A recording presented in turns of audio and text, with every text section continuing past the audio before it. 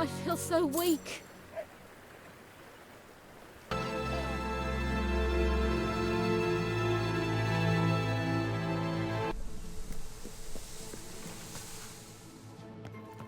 Ah, here he is.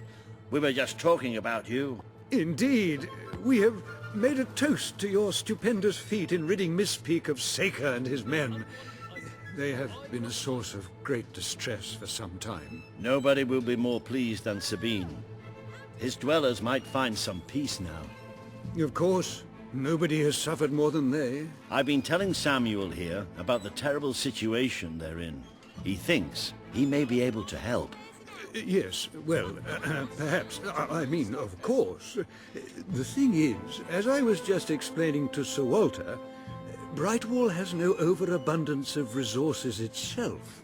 The King's levies are rather steep, and we face shortages more often than is comfortable. But Were you to improve things around Brightwall, the people would be most grateful.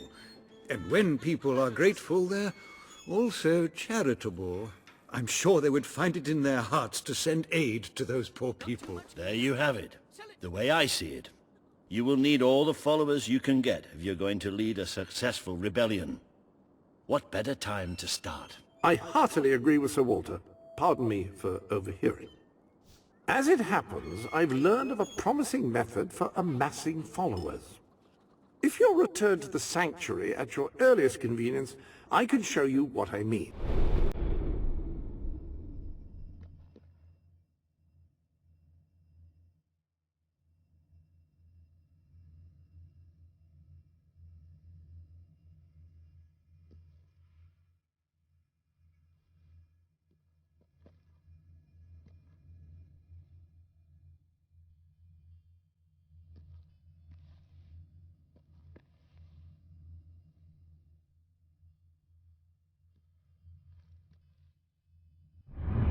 An excellent way to gain followers is by helping villagers in need.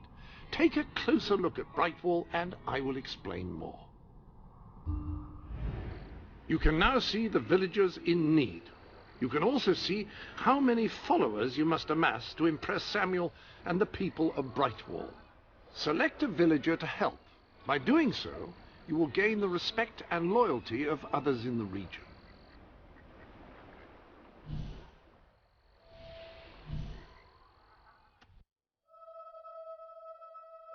By completing quests for those in need, you will prove your abilities and demonstrate your potential as a leader. Oh, this is terrible. Hello. Right, you'll need this. Contrary to what most people think, chickens are very, very crafty.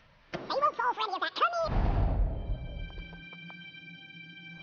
You have a new suit in your wardrobe, a new feathery suit.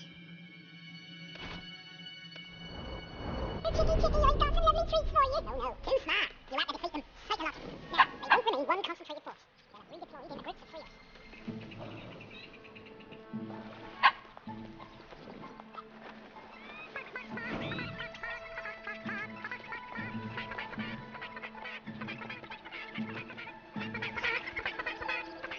Well done. Their reign of terror is over before it began.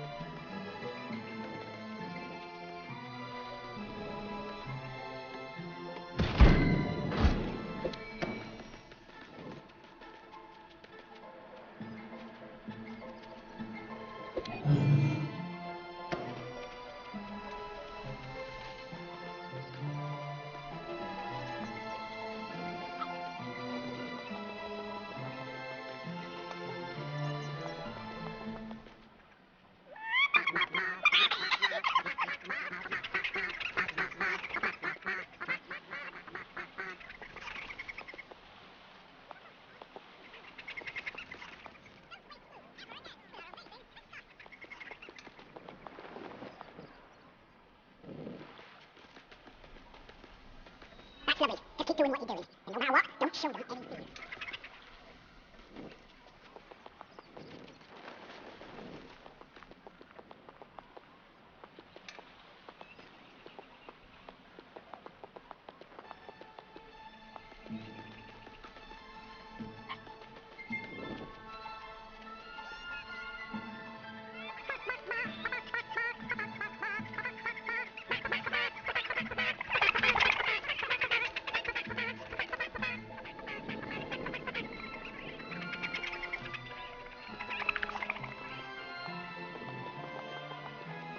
Maybe you should do that.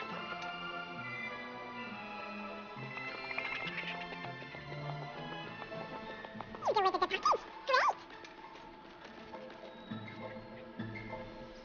That's all of them. At last. The case can rest easy. Oh, Bernard! I love them up again! They did it right! They deserve to be free! You're always on about the chickens and their freedom. You know what I think? I think it was you let 'em out. You're right. I admit it. I couldn't live with myself any longer being complicit in this chicken oppression. All right. We'll let them live.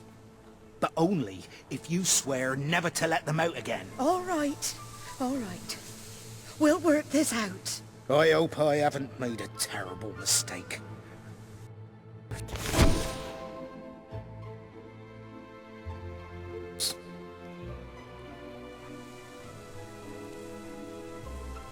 Oh, I just don't know about this. It's what's best, Bernard. It's the right thing to do. I wish I could believe. You, good sir, you who live in such a tumultuous epoch. You will find the legendary lost play. Splendid. Finally, tragedy and comedy will come together as they should.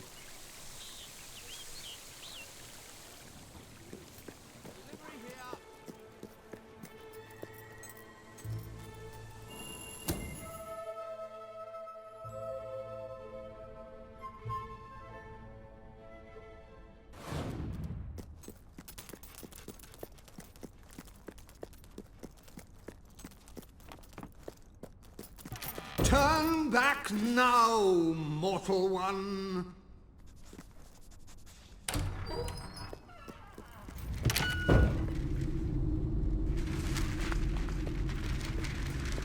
Only death and insanity await you. Don't pick it up! No, really, I'm serious.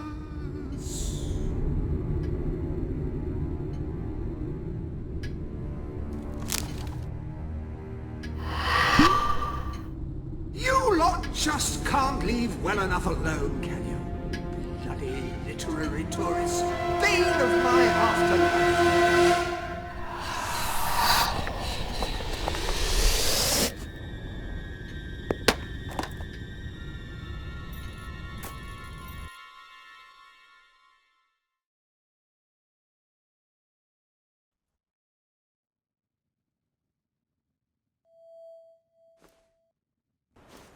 Listen, you.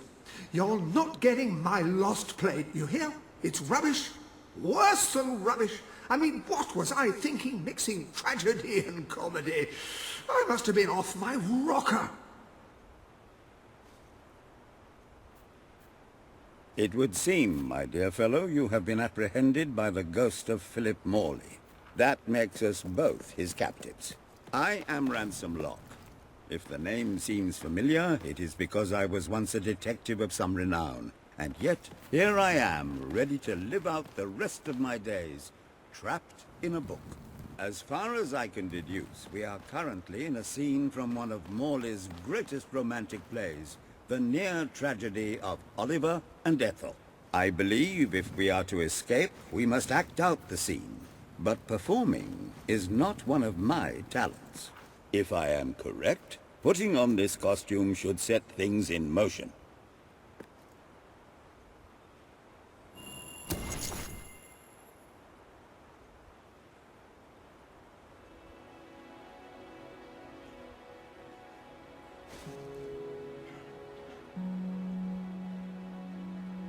Oh, Ethel, my love, my life, my son. If thou wouldst but give me one sign, one gesture that would speak of your affections, then might I think this grey existence worth living. Ah, yes, a classic moment in the play. You are Ethel, the beautiful young daughter of a dung merchant. Show Oliver that you love him, and we may be able to leave this scene.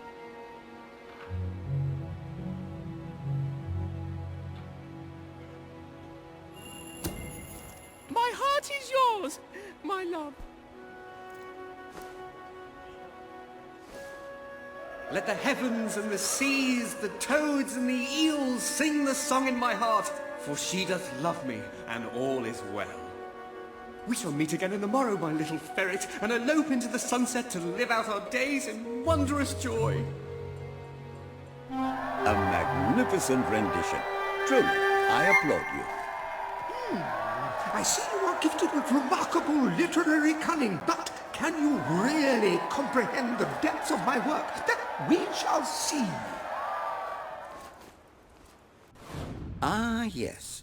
This is undoubtedly a scene from one of Morley's earlier, funnier plays, Bloodbath at the Royal Court. And this must be your costume. The role of the fool is one filled with tragic depth. It will require a masterful performance.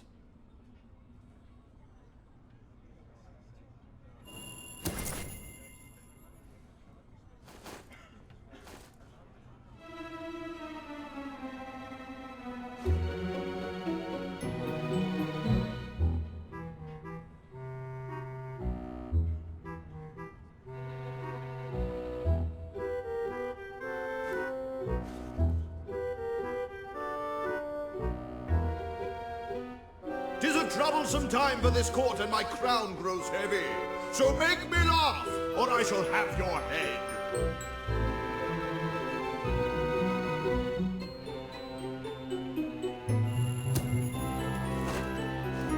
Kuchi-kuchi-koo.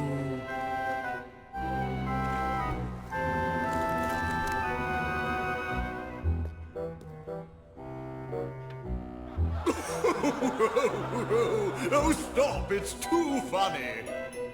I believe I'm in the right mood now to meet with those foreign delegates. I think I shall only behead half of them, yes. I have never seen a more convincing fool. There is hope for us yet. You handle my royal dramas as well as you handle my romances. But will your versatility extend to the more subtle domains of theatre, I wonder? Oh dear.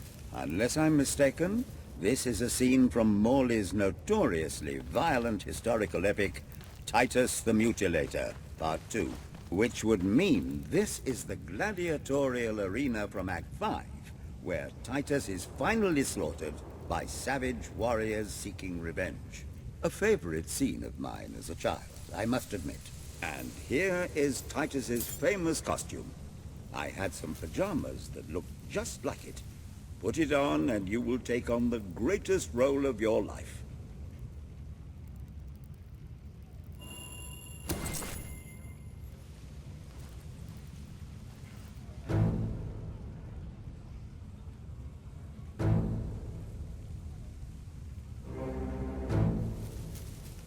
Titus, thy pox-membered body shall pay for thy monstrous villainy.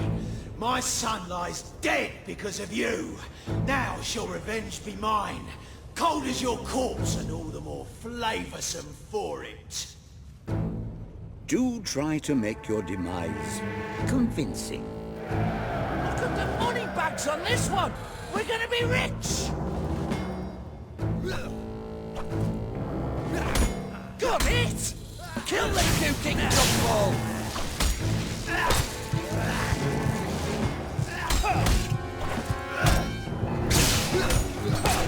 Got the devil dog right in the chop!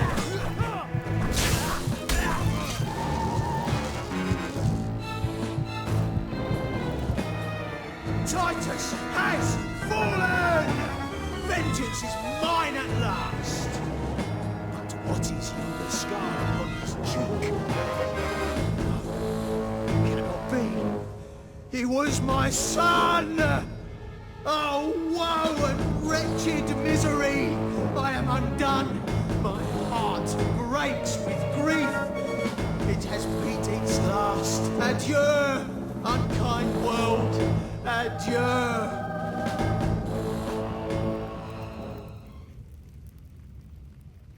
A tremendous performance. For a moment, I believed you truly had passed on. I wonder what scene will follow now. Oh, what scene could possibly follow such a masterful rendition of my work? You have brought such depth of meaning to my words, I stand in awe. You have earned the prize no mortal has ever been honored with before. My missing play. I entrust it to you, for I know that you will do it justice. I call it the Ham Sandwich, a metaphorical title, of course.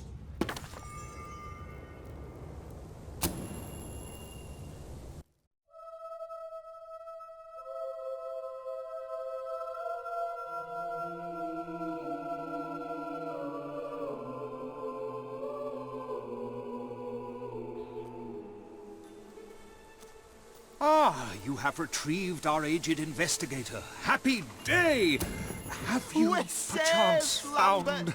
Oh, the joy in my bosom knows no bounds! Thank you a million times! Thank you! His head bosom! It's already working! Comedy and tragedy will at last join hands!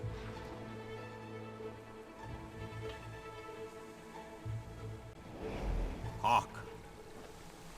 Bear witness to the tragic futility that is man. Oh, how it doth sear my senses to see paradise and yet to be barred. That reminds me of a great joke. A guard, a monk and a chicken walk into a bar. Unfortunately, the bartender had had a mild heart attack that morning, so none of them get served. And yet what purpose doth heartache serve when the infinite dark blanket that is death falls softly upon our still beating core? That reminds me of another one. A corpse walks into a bar and says, "Can I have a lemonade?" "Certainly," replies the bartender. "I've never seen a stiff drink." And so endeth our happy sad play, which reminds us we are made of nothing but clay. There's time only for our fool to say, "Great big giant bosoms!" What the hell was that? Biggest load of old tosh I ever saw. It didn't even make sense. Worst play ever.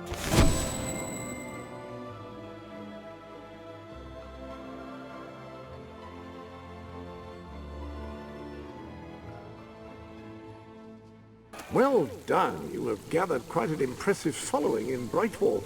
This should be more than enough to convince this little hamlet to send aid to the dwellers. So, what shall you do now, Mr. Locke? Any more mysteries on the horizon? I rather think not. My powers of reasoning and deduction diminish. Oh, hello. Lovely, aren't they? I've collected no... Great, great! Now, this package, like I said, it's very special. I ordered it from a catalogue. It was very expensive, but then this is Jonathan we're talking about. He deserves only the best. Now, according to the catalogue, the delivery coach travels through Misspeak Valley. Maybe they lost a wheel there or something. It's a good place to start looking around anyway.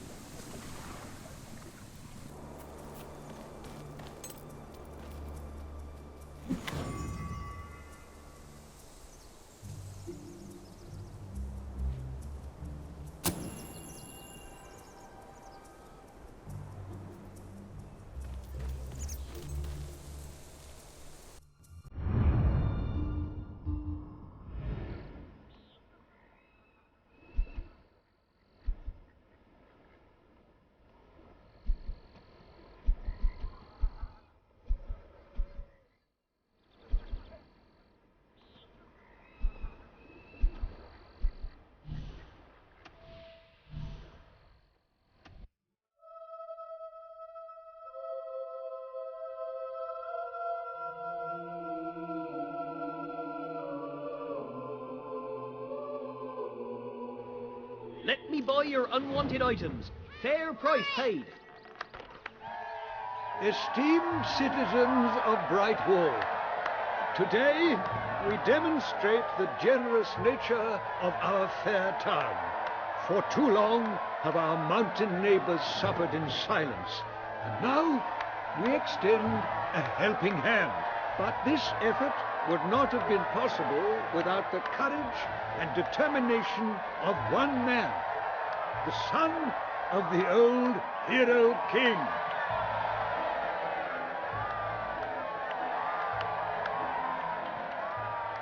Before you leave, we ask of you one favor. As we pledge ourselves to you, so we hope you will pledge to return Brightwall to its former glory and reopen the academy which your father founded.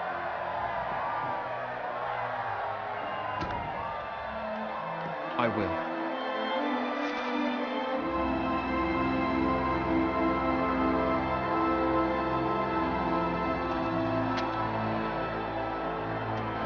Very, very good, very good. I expected nothing less from you. These volunteers shall carry the supplies to the dweller camp. They may have them with our blessing. I hope you will return one day, not just as our hero, but as our king.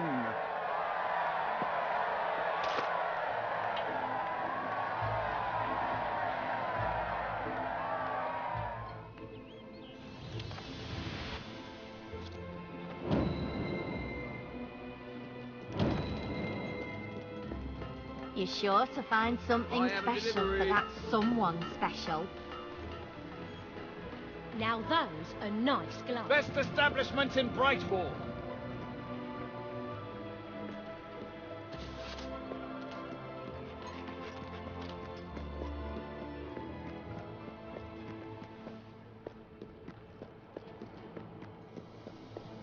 You delivered the package. Great. Ta muchly, me old pal.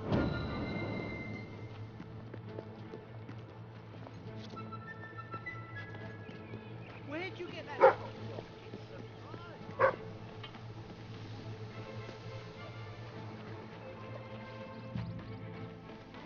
Oh, what could have happened to it?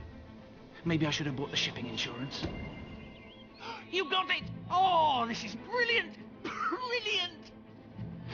Right, let me see. Now then, here are the instructions. Prepare your display area in pride of place. Done that. Ensure that your garden ornaments are facing your gargoyle with unbroken line of sight. Check. Face your gargoyle, stand confident, take a deep breath, and say in an authoritative voice... Oh.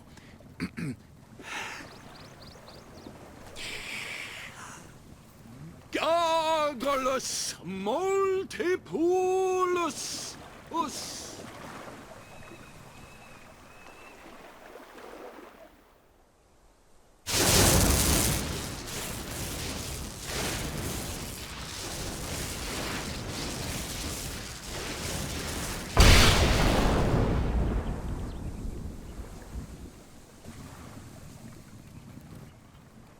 You should never move an injured person. Don't play with matches. Always look both ways before crossing a road.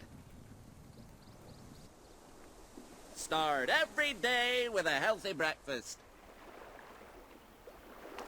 Oh, this is the greatest day of my life! Wait until I tell my family. Oh, I forgot I've stopped talking to them. Oh, who cares about them? This is mind-bogglingly amazing!